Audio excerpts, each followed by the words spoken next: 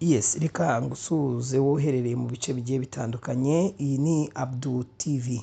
Abdul TV twongera kubabwira yuko kuri uyu munsi wa none dufite ibyishimo ndetse no ku banyarwanda bose.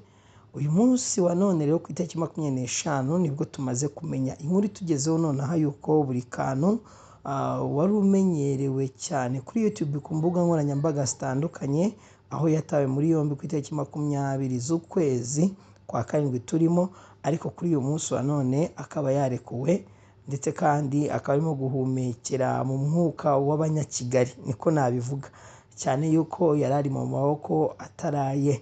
Mbibutsa ko icyo yakurikiranwagaho ari icyaha cyo gufungirana umuntu ku buryo butemewe n'amategeko. Abdul TV twagarutse nyuma y'imyaka myinshi, twe twarabuze email ya channel password, ariko turagira ngo tubabwire ngo muri iyi minsi tugiye gutangira tujye tubagezaho ibiganiro bitandukanye.